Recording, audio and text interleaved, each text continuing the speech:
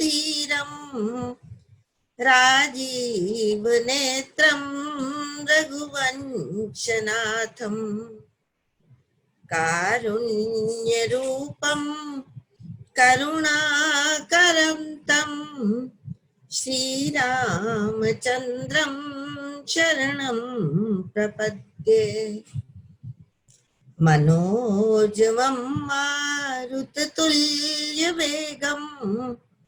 जितेन्द्रियं बुद्धिमतां वरिष्ठं वातात्मजं वानरयूथमुख्यं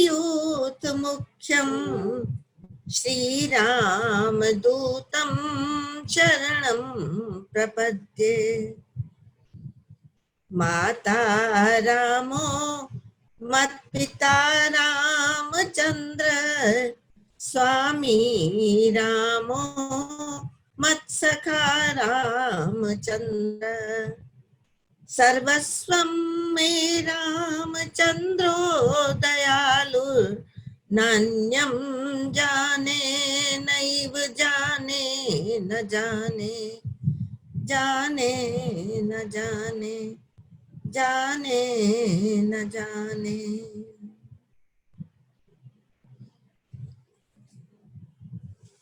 राम, आप सबको मेरा प्रणाम। राघवेंद्र के चरणों में प्रणाम करते हुए हम सब अपने रामचरितमानस के परिक्रमा क्रम में आगे बढ़ते हैं। कल हमने रुद्राष्टक के, कल और परसों दोनों दिन हमने रुद्राष्टक की चर्चा की थी और रुद्राष्टक के प्रति लोगों का कितना अधिक भाव है। तो एक बार हम लोग आज भी चैंट कर लेते हैं, थोड़ा जल्दी जल्दी होगा। तो भाव से आप अपने रामचरितमानस में देखते रहिए, मन मन में बोलिए, अपने ऑडियो ऑन नहीं करेंगे। तो हम एक बार उसको गा लेते हैं। साधना, आप हो ऑनलाइन? हाँ जी प्रभा जी, हाँ जी मैं हूँ। अच्छा, आप करोगे ना चैंट? हाँ जी मैं कर रही हूँ। ठीक है, हाँ जी, आइए। नमामि शमीशान निर्वाण रूपम विभुम व्यापकम ब्रह्म वेद स्वरूपम निजं निर्गुणं निर्विकल्पं निरीहं चिदाकाशमाकाश वासं भजेऽहं निराकार मोङ्कार मूलं तुरीयं गिरा ज्ञान गोतीत मीशं गिरीशं करालं महाकाल कालं कृपालं गुनागार संसार पारं नतोऽहं तुषाराद्रिसंकाश गौरम गभीरम मनोभूत कोटि प्रभाश्री शरीरम सफन्मौलि कल्लोलिनी चारु गंगा लसद बाल बालेन्दु कंठे भुजंगा चलत कुंडलम भ्रू सुनेत्रम विशालम प्रसन्नाननम नील कंठम दयालम मृगाधीश चरमांबरम मुंडमालम प्रियं शंकर परम सर्वनाथं भजामि। प्रचण्डं प्रकृष्टं प्रगल्भं परेशम् अखण्डम् अजं भानुकोटि प्रकाशम् त्र्याशूल निर्मूल नम शूलपाणिं भजेऽहं भवानी पतिं भावगम्यम्। कलातीत कल्याण कल्पांतकारी सदा सजनानंद दाता पुरारी चिदानंद संदोह मोहा पहारी प्रसीद प्रसीद प्रभो मन्मथारी नयावतुमानाथ पादारविन्दं भजन्ति इह लोके परे वा नराणां न तावत् सुखं शान्ति संतापनाशं प्रसीद प्रभो सर्वभूताधिवासं न जानामि योगं जपं नैव पूजां न तोऽहं सदा सर्वदा शम्भुतुभ्यं जरा जन्म दुःखोग तात्प्यमानं प्रभो पाहि आपन नमामीश शंभो प्रभो पाहि आपन नमामीश शंभो प्रभो पाहि आपन नमामीश शंभो। बहुत सुंदर, बहुत भाव से गाया है। वास्तव में मैंने बहुत सारे इस ग्रुप में मैंने बहुत सारे लोगों को बहुत भाव से गाते हुए सुना है ये रुद्राष्टक।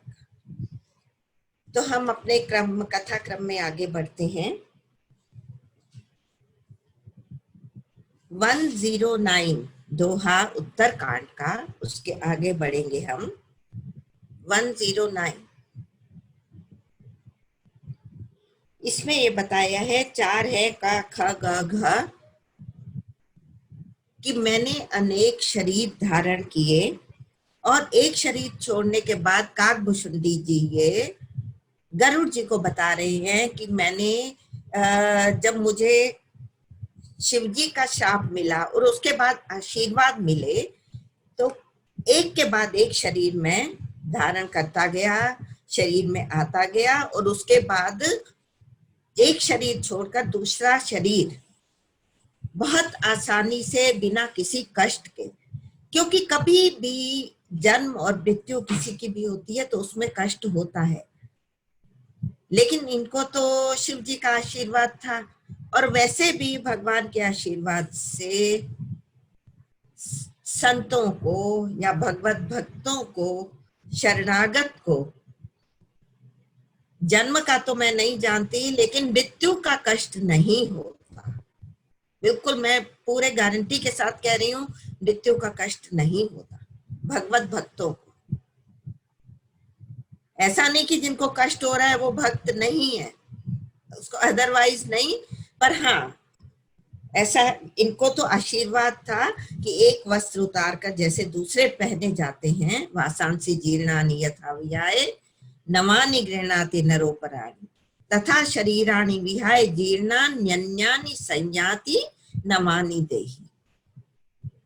देह नए नए शरीर इन्होंने धारण किए जैसे नए वस्त्र धारण करते हैं। तो शिव राखी श्रुति नीति अरु मैं नहीं पावा क्लेश, मुझे किसी भी तरह का कागभूषुंडी जी कह रहे हैं कष्ट नहीं हुआ। यही विधि धरे विविध तनु, इस प्रकार मैंने अनेक शरीर धारण किए। ज्ञान न गयो खगेश, लेकिन ज्ञान नहीं गया मेरा। क्या आनंद रहा होगा, और उन जीवों को, उन मनुष्य देहधारियों को कितना आनंद जीवन में रहता होगा जिनका ज्ञान समाप्त नहीं होता।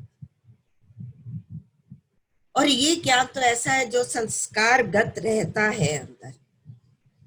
तो त्रिजग देव नर जोई तन धर्म, मैं तिर्यक योनि में, कर मैंने बताया था कि तिर्यक योनि मतलब हॉरिजॉन्टल जो भी हमें शरीर मिलते हैं, पशु जीव, रेंगने वाले पक्षी, सब तिर्यक में आते हैं। तो जोई तन धर्म, जो भी मैं शरीर धारण करता था, तह तह राम भजन अनुसरो, वहां वहां मैं भगवान का भजन ही करता था। ये आप और हम सबके अनुभव में कई बार आया है। बिल्ली, कुत्ते, बैल का भी आपने सुना है, भागवत कथा कहीं होती थी मंदिर के बाहर।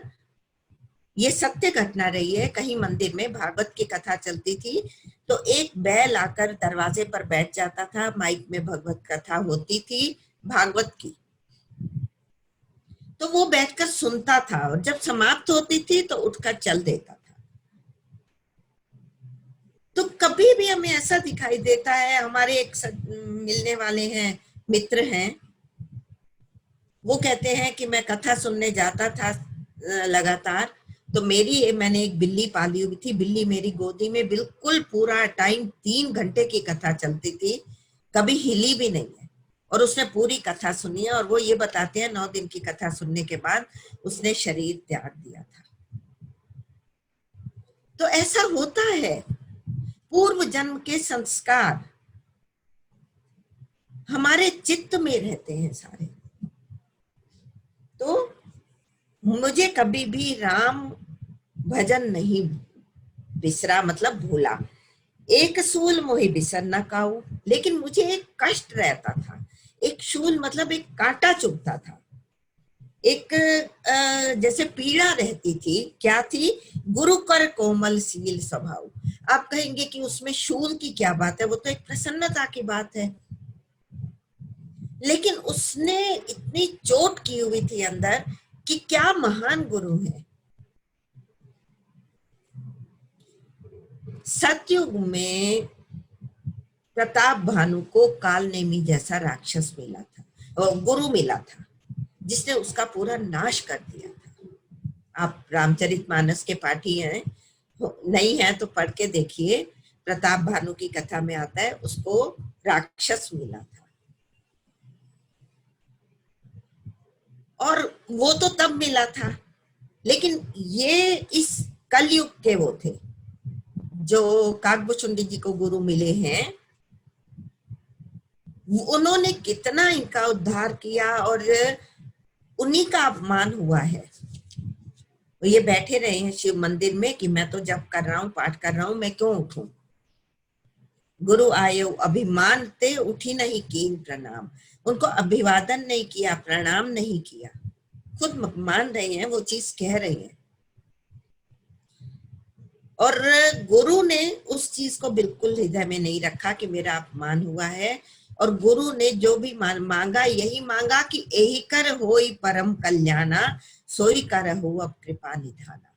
भगवान शिव का क्रोध ऊपर से बिल्कुल नीचे लेकर आए, क्रोध रहित किया, क्योंकि वरदान जब भी निकला है किसी से भी मुख से, वरदान जिसको जब भी मिला है प्रसन्नता में मिला है, और शाप जब भी मिला है क्रोध में मिला है। एक्चुअली जब भी हमें क्रोध आए, आप और हम जीव हैं, क्रोध आता है, लेकिन उसको अभ्यास से हम दूर कर सकते हैं। ये समझे कि जब भी क्रोध आ रहा है तो हमारे लिए वो अभिशाप बनकर आ रहा है। बहुत लोग हैं हमारे साथी जो कहते हैं कि हम नहीं क्रोध अपना कंट्रोल कर पाते, लेकिन जब हमें ये अनुभव होने लगेगा कि क्रोध से क्रोध एक तरह का अभिशाप है, शाप है, और प्रसन्नता परमात्मा का पर्याय है, पर्यायवाची है। तो ये कहते, इनको ये था कि मेरे गुरु कितने महान हैं और मैं गुरु के अनुकूल नहीं हो सका। चरम देह द्विज के मैं पाई, अब इनको मनुष्य शरीर मिला। चर्म देह ब्राह्मण की पाई। चर्म देह क्यों कह रहे हैं? ब्राह्मण, ब्रह्म से जिसका परिचय है, जो ब्रह्म को जानता है, ब्रह्म में लीन रहता है, वही ब्राह्मण है। लेकिन ये कह रहे हैं कि मैं, हालांकि ये भगवान में लीन रहते थे, फिर भी इनको संतोष नहीं है। ये कहते हैं कि मैंने चर्म देह था मेरा, मैं ब्राह्मण के घर में उत्पन्न हुआ था, मेरा शरीर ब्राह्मण का था। वास्तव में आपको बताऊं, ये इनका अंतिम शरीर था। तो सुर दुर्लभ पुराण श्रुति गाई, देवताओं को भी दुर्लभ है ब्राह्मण शरीर, और वेदों में भी इसका गुणगान किया गया है। खेलों कहूं बालकन मीला, करूं सकल रघुनायक लीला। कहते हैं कि मैं बालकों के साथ भी खेलता था जब बचपन में जन्म लेने के बाद। तो करता क्या था? भगवान राम की लीलाएं ही करता था। राम बन जाता था, कोई लक्ष्मण बन जाता था, इस तरह से राम लीला ही करते थे। तो प्रौढ़ भय मोहे पिता पढ़ावा, जब मैं बड़ा हो गया, एडल्ट हो गया, तो मुझे पिता पढ़ाना चाहते थे। समझाऊं सुनाऊं गुनाऊं नहीं भावा, मैं समझता नहीं था, सुनता नहीं था, और उस पर विचार तक नहीं करता था। पिता कहते थे कि पढ़ लो, लेकिन खुद कह रहे हैं मैं विचार ही नहीं करता था उस पर कि मैंने पढ़ना है। मन ते सकल वासना भागी, सारी वासना, काम वासना मेरे हृदय से भाग गई थी। उनको ये था मैं सांसारिक पढ़ाई पढ़कर क्या करूंगा, केवल रामचरण ले लागी। केवल राम के चरणों में प्रेम लगा हुआ था मेरा, क्योंकि इनको वरदान था कि आपको कभी ज्ञान जाएगा नहीं, भक्ति जाएगी नहीं आपके अंदर से।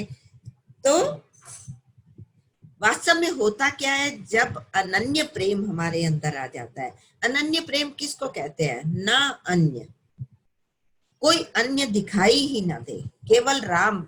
राम मतलब भगवान के अलावा, भगवान के अतिरिक्त कोई दिखाई ना दे, उसको अनन्य प्रेम कहते हैं।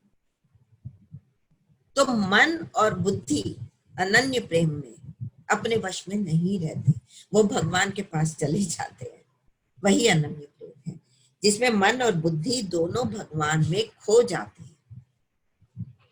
तो ये कहते हैं मन और बुद्धि मेरे पास थे ही नहीं, भगवान में लगे हुए थे।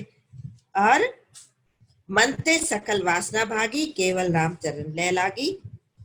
कहू खगेश अस कवन अभागी, हे खगेश, हे गरुड़ जी बोलो, ऐसा कौन अभागा होगा? खरी सेव सुर धेनु त्यागी, जो गधी, गध ही की पूजा करेगा, सुर धेनु, काम धेनु को छोड़कर उसका पान करेगा या उसका संग करेगा, उसकी सेवा करेगा। कामधेनु, कामधेनु कौन होती है? कामनाओं को पूर्ण करती है, सात्विक कामनाओं को पूर्ण करती है। और ये कहते हैं कि कौन ऐसा भागा होगा कामधेनु को छोड़कर गद्दी को जो सेवा करेगा।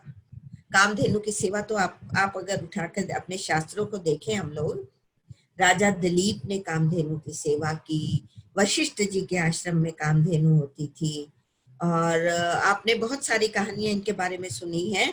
तो कामधेनु में एक्चुअली दैवी शक्ति थी, वो बहुत सारे प्रसंग आते हैं इसमें, रामचरितमानस में भी आते हैं। तो प्रेम मगन मोहि कछु न सुहाई, मैं प्रेम में मग्न था भगवान के।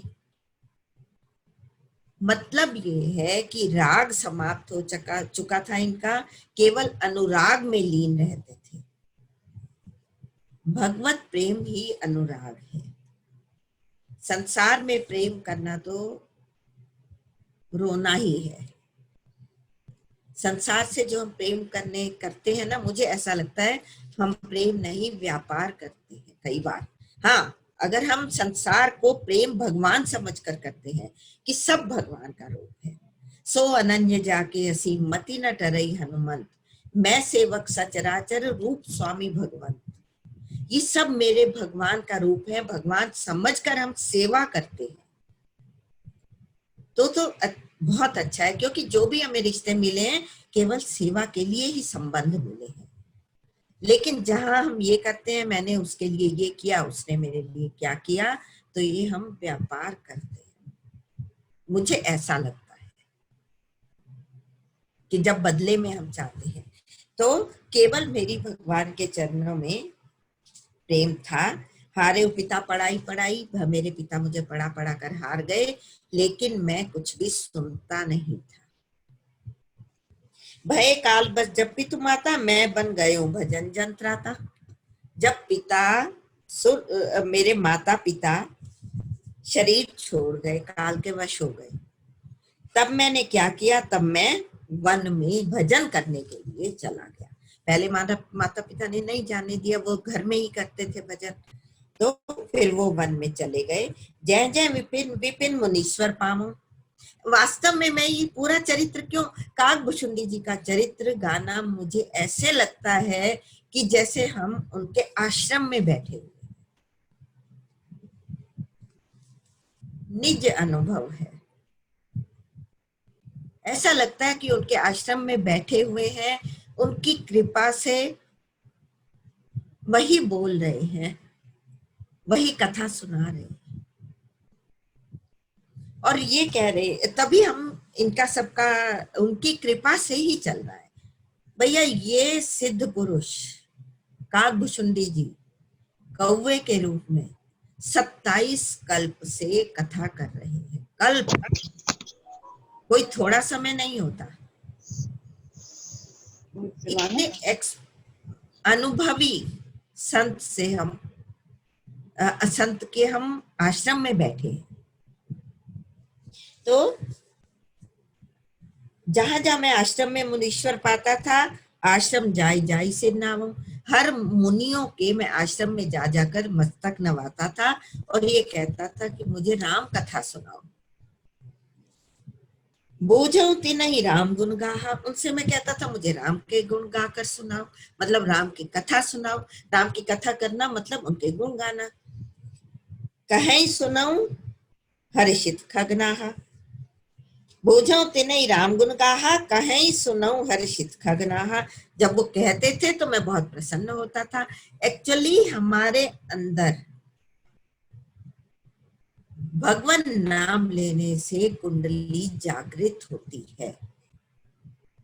कुंडलिनी क्या है, कमल के फूल के आकार की, मैं बहुत ज्यादा नहीं जानती, लेकिन जो मुझे मालूम है वो सांसारिक उनसे वो कुमलाई हुई है। ऊर्ध्वमुखी होना मतलब ऊपर की तरफ उस कमल का मुख होना, कुंडलिनी जागृत होना है। राम कथा से बिल्कुल होती है, भगवत कथा से बिल्कुल कुंडलिनी जागृत होती है। एक कुछ समय के लिए हम सब कुछ भूल जाते हैं, क्या वासना और क्या कुछ, केवल भगवान नाम ही रह जाता है। और सुनत फिरौ हरिगुण अनुवादा, अव्याहत गति शंभु प्रसादा। मैं जगह जगह जाकर हरिगुण सुनता था और अव्याहत गति, आपने पहले देखा है इनको वरदान मिला है अव्याहत गति, बिना बाधा के कहीं आ जा सकने की गति इनको मिल गई थी। ये पावर मिल गई थी, शक्ति मिल गई थी कि केवल इच्छा शक्ति से कहीं भी पहुंच सकते हैं। कोई इनको सवारी की जरूरत नहीं, कोई पैदल चलने की जरूरत नहीं, केवल संकल्प करो और वहां पहुंच जाते हैं। नारद जी को ये प्राप्त है। छूटी त्रिविध ईशना गाड़ी, मेरी तीनों इच्छाएं कौन कौन सी होती हैं, पुत्र की मतलब संतान की इच्छा। जहां भी पुत्र शब्द आता है केवल पुत्र के लिए नहीं है, संतान के लिए है। धन की इच्छा, पुत्रैष्णा, वित्तैष्णा, और ये सम्मान की इच्छा कि इन्हीं में हम भटकते रह जाते हैं पूरा जीवन। संतान चाहिए, संतान के बाद उसके पालन के वो है, और फिर उसको सेट करना है, सेट करने के बाद उसका विवाह करना है, ये करना, मतलब सब ये चलता रहता है। वो धन की इच्छा होती है, जितना धन है उसके बाद हम और भी चाहते हैं, और सम्मान की इच्छा, इससे तो शायद ही कोई छूटा हुआ होगा, साधु सन्यासी भी मांगते हैं। तो ये सारी मेरी तीनों छूट गई थी। कहते मुझे नहीं चाहिए था सम्मान, मुझे नहीं चाहिए था धन, कुछ नहीं चाहिए था, केवल एक लालसा उर अति बारी, हृदय में केवल एक लालसा, इच्छा नहीं, स्पृहा नहीं। लालसा बहुत बाद की चीज है। एक लालसा मेरे मन में थी, राम चरण बारिक जब देखो, जब मैं राम के चरण कमल अपनी आंखों से देख लूंगा, तब निज जन्म सुफल करी लेखो, तब मैं अपने जीवन को सफल मानूंगा, तब मेरा जीवन सफल होगा, जब मैं भगवान के चरणों के दर्शन कर लूंगा। भगवान के भी नहीं, भगवान के चरणों के दर्शन। नव कंज लोचन कंज मुख कर कंज पद कंजार, जेहि पूछऊं सोई मुनि यस कहे। जिस मुनि से मैं जाकर पूछता था वो क्या कहते थे, ईश्वर सब भूत में अहे, सब प्राणियों में ईश्वर है। निर्गुण मत नहीं मोहि सुहाई, मुझे निर्गुण मत सुहाता नहीं था, क्योंकि सब में ईश्वर को देखना। वो कहते थे मुझे तो भगवान राम को ही देखना है। तो ये अपनी जगह है, सब जीवों में ईश्वर को देखना वो अलग भाव है। और निर्गुण मत नहीं मोहि सुहाई, मुझे निर्गुण मत सुहाता नहीं था। सगुण ब्रह्म अति अधिकाई, मुझे सगुण में ही प्रीति थी, मुझे वही सुहाता था। सगुण ब्रह्म को देखना है मैंने, सगुण भगवान को देखना है। वास्तव में निर्गुण उपासना का जो सेकंड स्टेज है वो सगुण की उपासना ही है। निर्गुण के बाद सगुण, सगुण के बाद निर्गुण, और निर्गुण के बाद सगुण में आके और अधिक आनंद आता है। क्योंकि जनक जी निर्गुण के उपासक थे, मैं कई बार कहती हूँ। जब उन्होंने सगुण रूप में भगवान को सामने खड़े हुए देखा तो उनकी स्थिति क्या हुई, बरबस ब्रह्म सुखई मन त्यागा।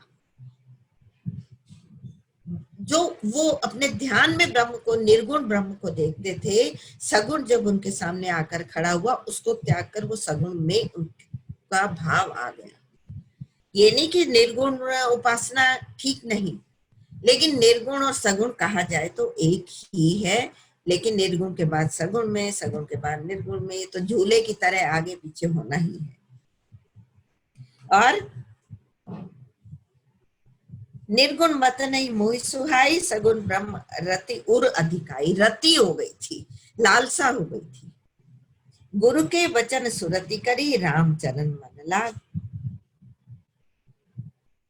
मुझे गुरु ने जो उपदेश दिया था उनके वचनों को याद करके मेरा राम के चरणों में ही मन लगा रहता था।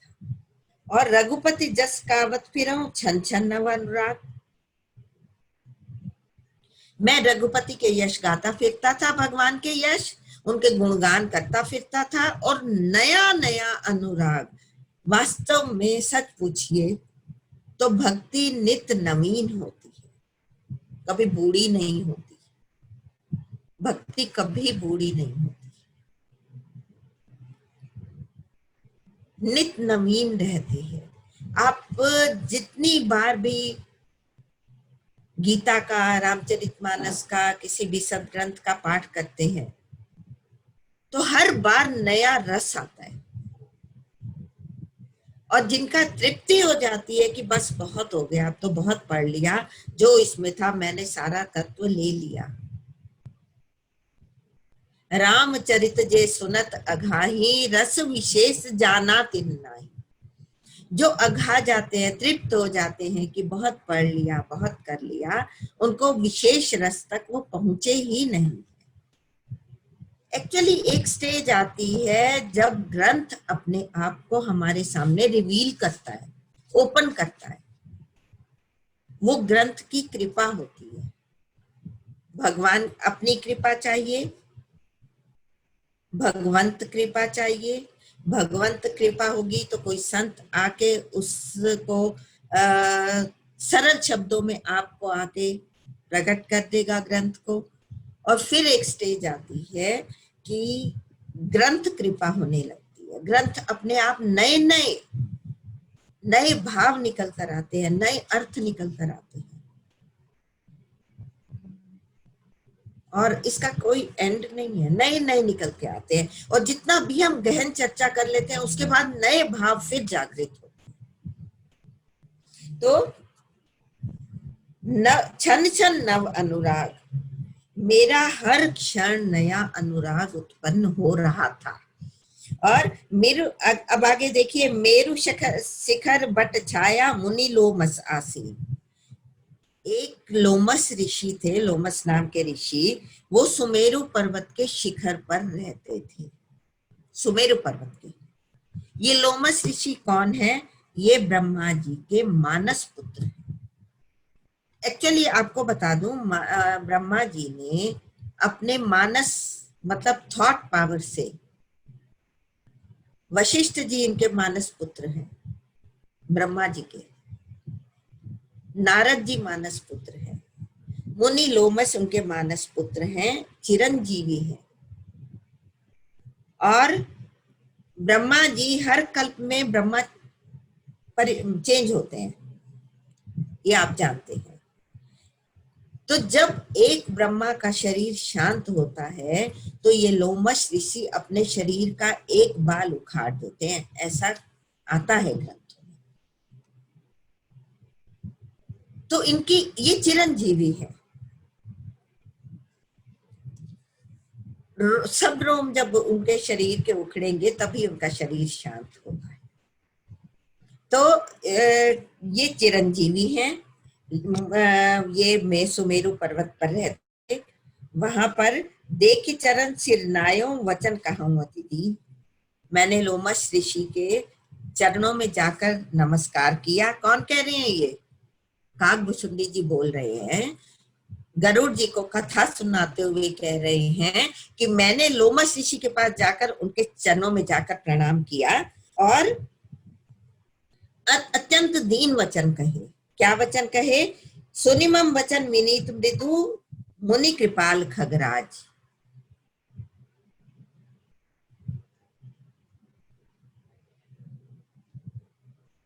आपको आवाज आ रही है?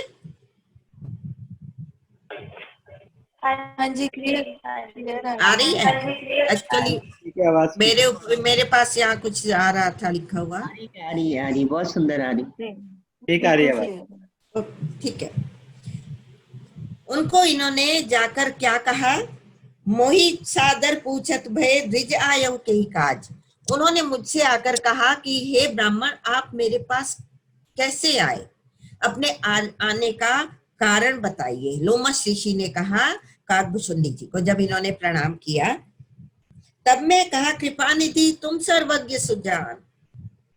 तब मैंने कहा, हे कृपा निधि, हे कृपा के निधान, आप सर्वज्ञ हैं, सब कुछ जानते हैं और सुजान ज्ञानी हैं।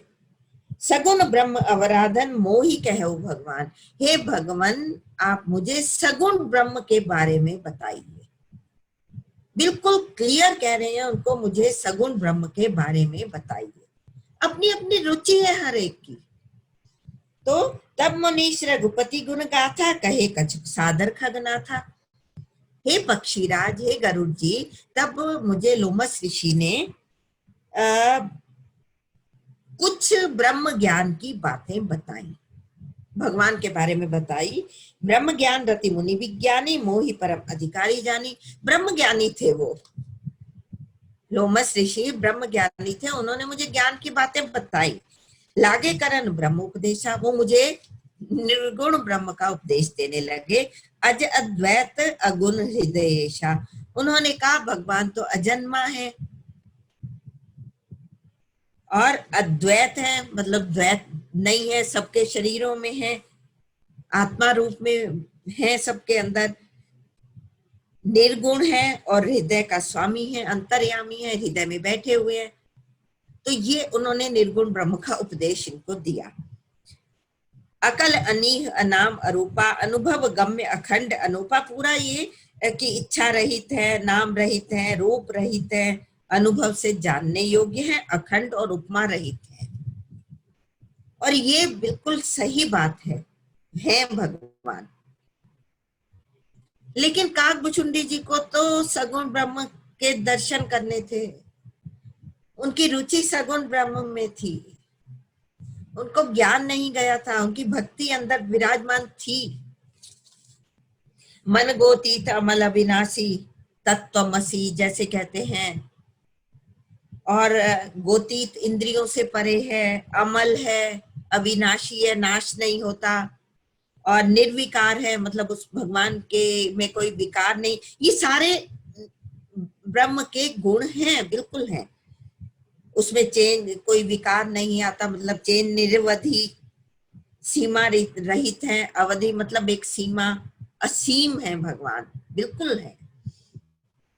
सुख की राशि है, बिल्कुल है। सोते ताहि तो ही नहीं भेदा, बारी बीच इव गाम ही बेदा। वेद गाते हैं कि जैसे समुद्र और समुद्र की लहर में कोई अंतर नहीं होता, ऐसे ही जीव और ब्रह्म में अंतर नहीं होता। बिल्कुल सही है। विविध भांति मुनि समझावा, अनेक प्रकार, मैं इन सब में एक एक में जाने को बहुत गहरे हैं ये सब, भगवान वाकई हैं ये सब। लेकिन यहाँ समस्या क्या है काकभुचुंडी जी की, उनको सगुण ब्रह्म में रुचि है, अपनी अपनी रुचि है। तो विविध भांति मोहि मुनि समझावा, निर्गुण मत मम हृदय न आवा, निर्गुण मत मेरे हृदय में बैठता ही नहीं था।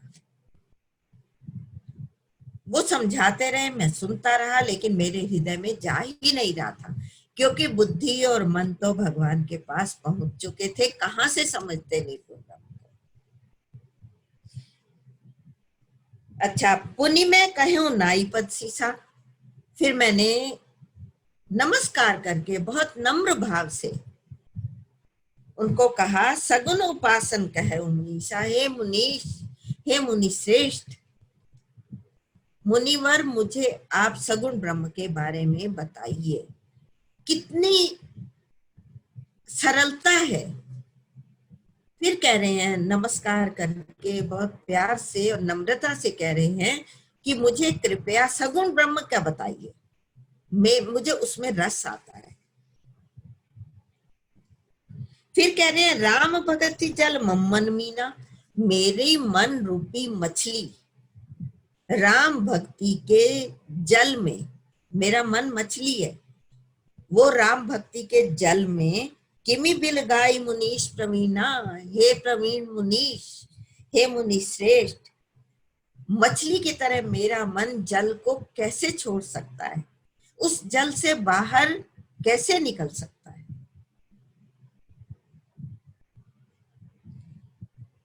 सोई उपदेश कहु करि दाया, दया करके कृपया मुझे वही उपदेश दीजिए, निज नयनन देखऊं रघुराया, मैं जाकर अपने आंखों से भगवान के दर्शन करूं। निज नयनन, अपनी आंखों से जाकर, निर्गुण ब्रह्म में तो उनकी आंखों से देख रहे हैं, और अपनी दृष्टि, उनको बिल्कुल ज्ञान है इस चीज का, अज्ञानी नहीं है काकभुचुंडी जी, लेकिन उनका रुचि, उनका टेस्ट सगुण ब्रह्म में है। ये इसको बहुत सुंदर अंडरलाइन करने वाली है ये, राम भगति मम जल मन मीना, किमि बिल गाई मुनीश प्रवीणा, सोई उपदेश कहु करिदाया, निज नयन देखऊं करि रघुराया, भरी लोचन बिलो की अवधेशा, मैं अपने आंखों में जल भरकर अवध के स्वामी श्री रामचंद्र जी को देखना चाहता हूं। मैं उनके दर्शन करके आ जाऊं, तब सुनिहूं निर्गुण उपदेशा, तब मैं निर्गुण के उपदेश सुनूंगा। वो तिरस्कार नहीं कर रहे निर्गुण ब्रह्म का, तिरस्कार नहीं कर रहे, लेकिन ये कह रहे हैं कि मैं उनके दर्शन करके आ जाऊं सगुण ब्रह्म के, तब मैं आकर आपसे निर्गुण ब्रह्म के विषय में सुनूंगा आकर।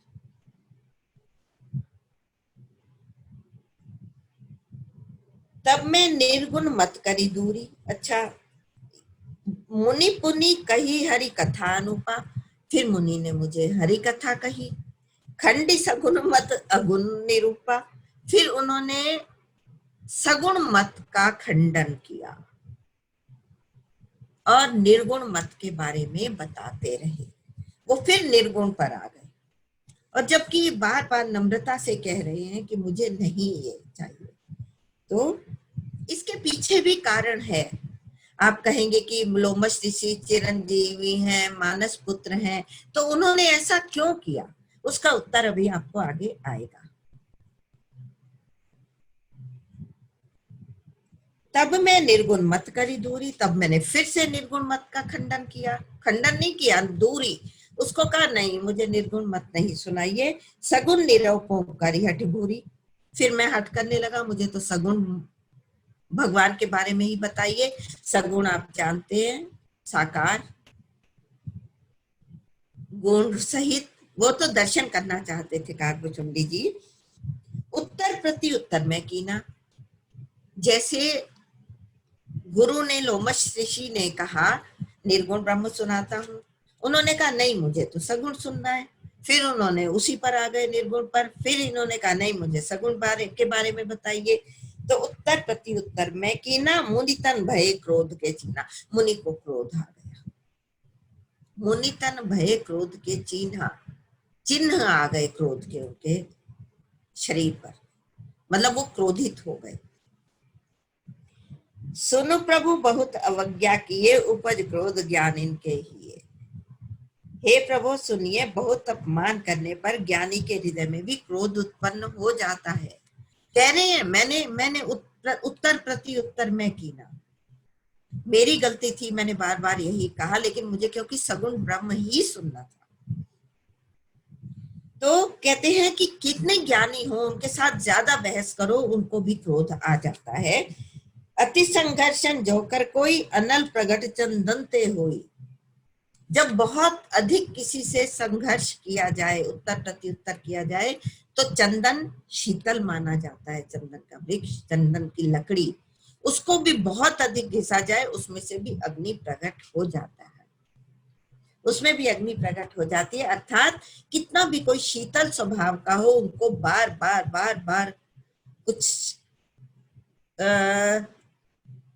उनसे उत्तर प्रति उत्तर करो, बहस करो, तो क्रोध के चिन्ह उत्पन्न हो जाते हैं। बारंबार सकोप मुनि करे निरूपण ज्ञान। बार बार मुझे क्रोध सहित वो मुनि लोमश ऋषि ज्ञान का निरूपण करने लगे, लेकिन मुझे तो भक्ति चाहिए थी। मैं अपने मन बैठ तब करूं विविध अनुमान। तब मैं अपने मन में, ये भी तो कम ज्ञानी नहीं थे, तब मैं अपने मन में ये अनुमान करने लगा। यहां से भुशुंडी गीता शुरू हो जाती है। इसमें रामचरितमानस में राम गीता है, लक्ष्मण गीता है, भुशुंडी गीता है और अनुसुईया गीता है। तो मैं अपने मन बैठ तब करूं विविध अनुमान। अनुमान करने लगा, सोचने लगा। 18 अनुमान किए इन्होंने। अनुमान मतलब मन में सोच रही है कि ये है तो ऐसा क्यों, ये अपने मन में सोचा। इन्होंने गुरु को नहीं कहा। क्रोध की द्वैत बुद्धि बिनु, इनको क्रोध आ रहा है, जिसमें द्वैत मतलब ये अलग है मैं अलग हूं, ऐसा भाव नहीं होगा तो क्रोध कहां से आएगा? द्वैत के बिनु अज्ञान, अज्ञान के बिना द्वैत कैसे आएगा? दो का भाव कि दो हैं। ये काकभुशुंडी जैसे महापुरुष ही सोच सकते हैं। द्वैत के बिना, अज्ञान के बिना कहाँ से द्वैत आएगा? क्योंकि जो अद्वैत रहता है वो तो यही कहता है, यहाँ किस पर पत्थर फेंके, सिर कौन पराया है, शीश महल में हर एक चेहरा अपना लगता है। शीशे के चारों तरफ शीशा लगा है, उस कमरे में जाके आप खड़े हो जाएं तो अपना ही रूप दिखाई देगा सब में, वो अद्वैत है। शीश महल में हर एक चेहरा अपना लगता है, सब अपने जैसे लगते हैं, द्वैत नहीं रहता। सब ये भगवान का ही रूप है, मैं भगवान का रूप हूँ। तो द्वैत के बिना अज्ञान, अज्ञान के बिना द्वैत कहाँ? माया बस परिच्छिन्न जड़, जीव की ईश समान। अब इनके मन में ये आ रहा है कि जीव ईश्वर के समान कैसे हो सकता है, जिसको माया घेर लेती है। ईश्वर तो माया को नचाता है, माया से नचाता है जीवों को। तो ये बहुत, ये डॉक्टर रखेजा ही बताएंगे इस सब के बारे में। मेरा तो एक बच्चे के मुंह से बोलने वाली बात हो जाएगी कि माया तो जड़ है, वो सबको व्याप्त हो जाती है। तो भगवान और माया, जीव एक समान कैसे हुए? इतना ही मैं कहूंगी। कबहू की दुख सब कर हित ताके, जो सबका हित चाहता है उसको दुख कैसा? परोपकारी जो है उसको दुख नहीं आता। देही की दरिद्र पारसमणि जाके, वो व्यक्ति कैसे दरिद्र हो सकता है जिसके पास पारसमणि है? पारसमणि से तो जिसको छू लोगे वो सोना हो जाएगा। जितना सोना पैदा कर लो, जितने धनवान हो जाओ। भगवान रूपी, राम रूपी मणि, हमने मणि की चर्चा की है। राम भगति मणि उस उर बस जाके, दुख लवलेश न सपने हुता के। तो ते की दरिद्र परसमणि जाके, जिसके पास पारसमणि है उसके पास दरिद्रता कैसी? परद्रोही की हो ही निशंका, जो दूसरों से द्रोह करता है वो सुखी कैसे हो, निर्भय कैसे हो सकता है? क्योंकि जो दूसरों को सताएगा वो हमेशा भयभीत रहेगा कि दूसरा मेरे ऊपर प्रहार करेगा। तो कामी पुनि की रही कलंका, कामी व्यक्ति का कैसे कलंक रहित रह सकता है? उसको तो कलंक अवश्य लगेगा। और वंश की रह द्विज अनहित कीने, मैं अब आगे चल रही हूँ। उनको अभी का कैसे हुए का हुआ, ये पूरे अनुमान है। मैं अगर उनको छोड़ जाऊं, आगे बढ़ जाऊं तो ज्यादा अच्छा है। ये सब हम लोग थोड़ा सा इसके बारे में चर्चा हो भी चुकी है पहले। मैं थोड़ा आगे बढ़ती हूँ। आगे 6 नंबर की चौपाई के आगे पर आ जाइए। इसी की चौपाई, यही विधि अमित जुगुति मन गुना। इस प्रकार मैं मन में अनेक प्रकार की युक्ति लगा रहा था। ये आप पढ़ेंगे घर में, आप बहुत अच्छे से आराम से बैठ के इसको देखिए। मैं आगे बढ़ी हूँ। यही विधि अमित जुगति मन गुनो, मैं मन में अनेक प्रकार की युक्ति लगा रहा था कि ये है तो ये कैसे है, ये है तो ये कैसे है। मुनि उपदेश न सादर सुनो, मैंने मुनि के उपदेश को आदर सहित सुना ही नहीं। अपने अपने मन की उधेड़ बुन में ये आ गए। पुनि पुनि सगुण पक्ष में रोपा, बार बार मैं कह रहा था कि मुझे सगुण ब्रह्म के बारे में बताइए। और तब मुनि बोले वचन सकोपा, तब मुनि क्रोध सहित वचन बोले। जब मैंने बार बार सगुण के बारे में कहा मुझे बताइए, और तब मुनि ने क्रोध सहित बोला। मुझे क्या कहा? मूढ़ परम सिख देव न मानसी, हे मूढ़, हे मूढ़ बुद्धि, कि मैं तुझे शिक्षा दे रहा हूं तो मेरी मानता नहीं है। उत्तर प्रत्युत्तर बहुआनसी, बार बार तो उत्तर प्रत्युत्तर कर रहा है। मतलब मैं तुझे उत्तर देता हूँ, फिर तू प्रश्न करता है, फिर प्रश्न करता है, तो तुझे समझ नहीं आ रही है, मूर्ख हो गया तू। सत्य वचन विश्वास न कर रही, तू मेरे सत्य वचन पर विश्वास नहीं कर रहा है कि मैं तुझे सत्य कह रहा हूँ। और वाकई सत्य कह रहे थे, इसमें कोई झूठ नहीं है, दो राय नहीं है। लोमश ऋषि बिल्कुल सत्य कह रहे थे। लेकिन अपना रुचि भी तो है ना। तो कहते हैं मेरे सत्य वचनों पर तो विश्वास नहीं कर रहा, बायस इव सब ही ते डर ही। कौवे, बायस मीन्स कौवा, कौवे की तरह तू सबसे डर रहा है। ये ब्राह्मण रूप में उनके आगे बैठे हैं, लोमश ऋषि के आगे काकभुचुंडी जी ब्राह्मण रूप में बैठे हैं। तो उनको कह रहे हैं तू कौवे की तरह, जैसे कौवा डरता रहता है, तू सबसे डर रहा है। तो सठ स्वपक्ष तव हृदय विशाला, तेरे हृदय में भारी पक्षपात है सगुण ब्रह्म का, अपने पक्ष का। अरे मूर्ख, तेरे हृदय में अपने पक्ष का भारी हट है। पक्षी पक्ष वाला होता है, उसके दो पंख होते हैं, पक्षी पक्ष के कारण कहलाता है। तो ये कह रहे हैं कि तू कौवे की तरह सबसे डर रहा है और पक्षी की तरह से तू अपने पक्ष पर डटा हुआ है। सपदि हो ही पक्षी चंडाला, सपदि शीघ्र, फौरन, जैसे किसी को ऑर्डर्स आते हैं ना, फौरन ऑर्डर से, इमीडिएट। तो तू जा फौरन, तू चंडाल कौवा बन जा, चंडाल पक्षी, कौवा चंडाल पक्षी कहलाता है। तू जाकर चंडाल पक्षी बन जा। शाप दे दिया गुरु ने। आपको बताया है शाप हमेशा क्रोध में ही निकलता है मुझसे।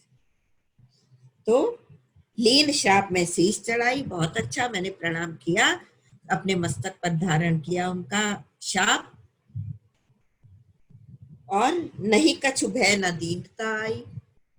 गुरु तो कह रहे हैं तू बायस इव सब ही ते डरई, तो कौवे की तरह सबसे डर रहा है। तो ये कह रहे हैं मुझे ना कोई भय थी ना दीनता थी, क्रोध आया नहीं। गुरु को क्रोध आया है, मुनितन भय क्रोध के चिन्हा, इनको तो कोई क्रोध भी नहीं आया, निराभिमान थे। और किसी को शाप मिला, काकभुचुंडी जी को जब शाप मिला था सर्प होने का, तब वो कांप रहे थे, भयभीत थे। लेकिन यहाँ ये बता रहे हैं भय या दीनता मेरे अंदर नहीं आई कि हाय क्या करूं क्या करूं। तुरंत भयों में काग, मैं फौरन कौवा बन गया। तब मुनि पुनि मुनि पद सिर नाई, मैंने मुनि के चरणों में सिर नवाया, मस्तक नवाया। सुमिरी राम रघुवंश बनी, हर्षित चले उड़ाई। गुरु के चरणों में प्रणाम करके मैं कौवा तो बन ही गया था। काकभुचुंडी जी कह रहे हैं कि मैंने मुनि के चरणों में प्रणाम किया और मैं वहां से उड़ा प्रणाम करके। कोई क्रोध नहीं आया, भय नहीं आया, दीनता नहीं आई। धन्य है, वाकई नमन है काकभुचुंडी जी को। तो कौवा बने और उड़ चले।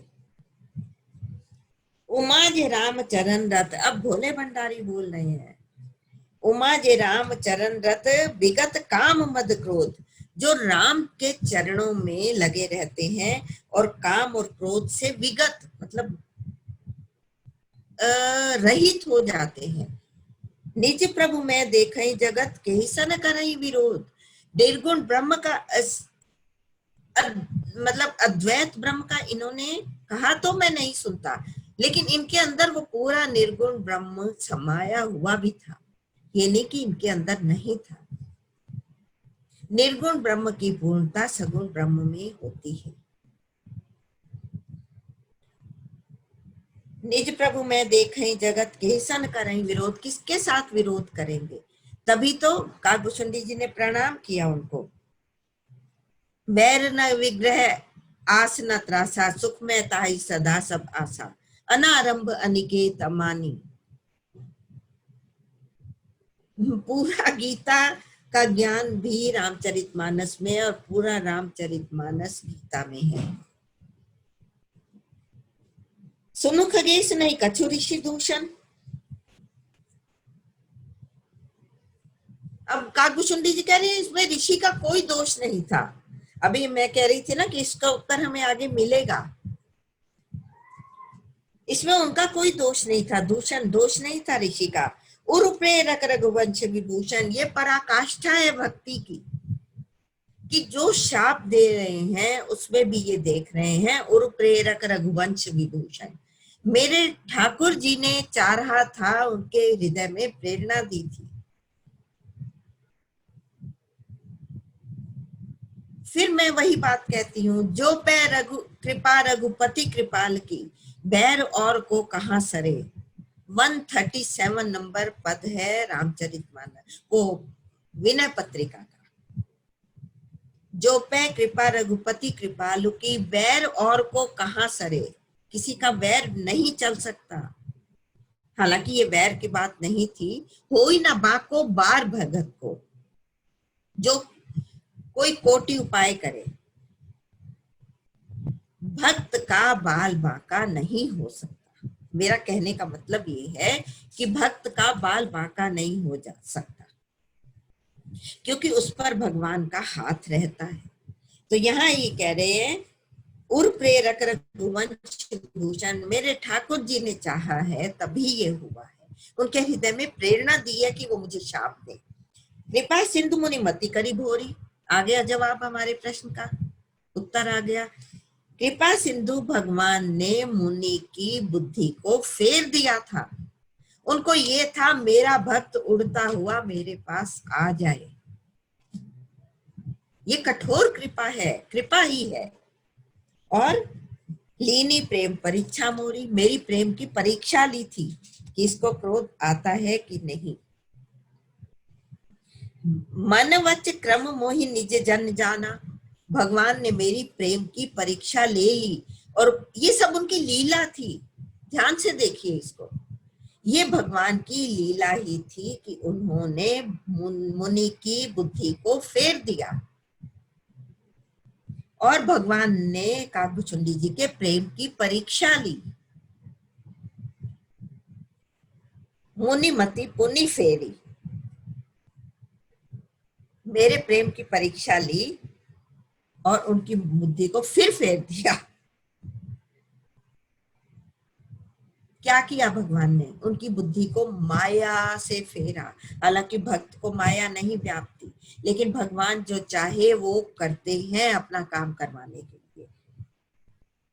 हरि माया जब दूरी निवारी, नहीं तय रमाना राजकुमारी। अपनी माया फैलाते हैं, फिर उसको समेट लेते हैं। खेल कर रहे हैं हमारे साथ खड़े हुए, हम सबके साथ।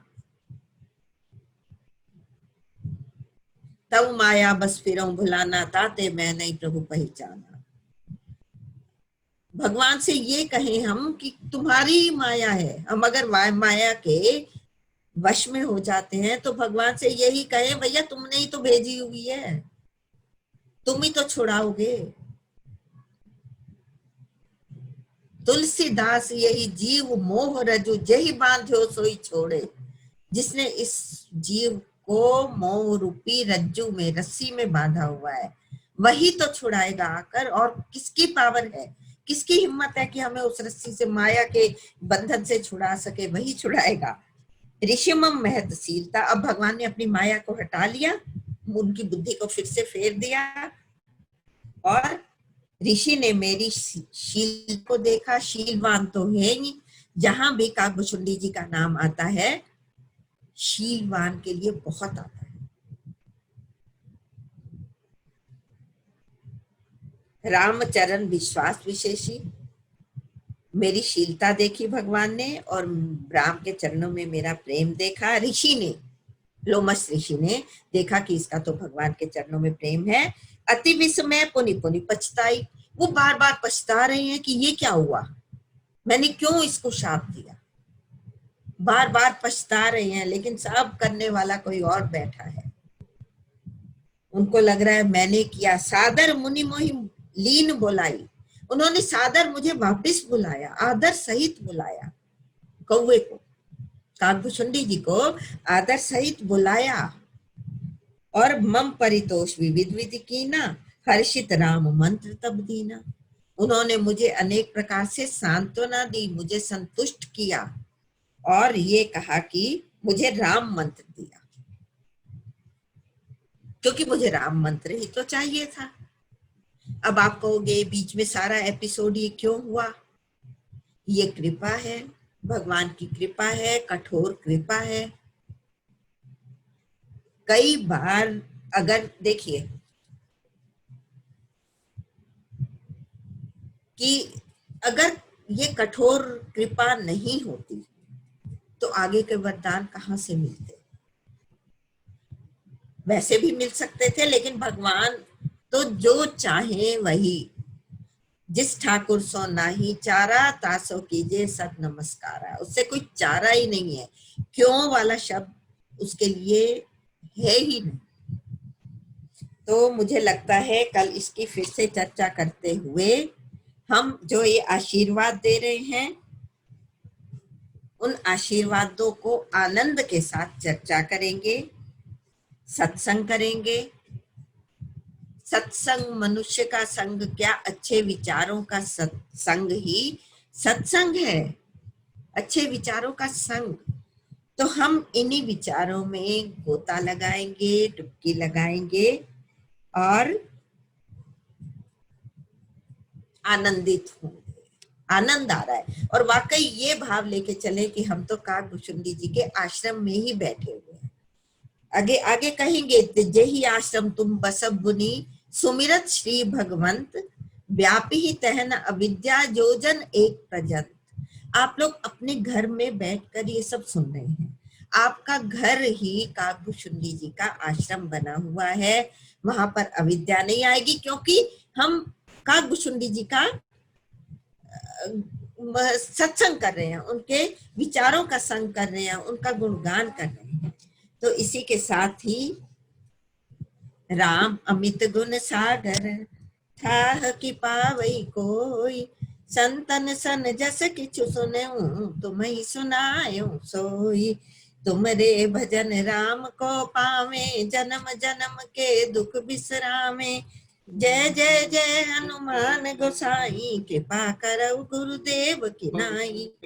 पवन तनय संकट हरन मंगल मूरति रूप राम लखन सीता सहित हृदय बसहु सुरभूप। जय सिया राम। राधे राधे। आप सब महानुभावों को मेरा सादर प्रणाम। आपको बहुत बहुत प्रणाम। सबकी तरफ बहुत अच्छा दीदी, बहुत अच्छा। सबकी तो तरफ से आपका आशीर्वाद। हाँ जी, सबकी तरफ से आपको बहुत बहुत धन्यवाद। तुम्हारे राम। आपको बहुत बहुत धन्यवाद। राम राम दीदी। राम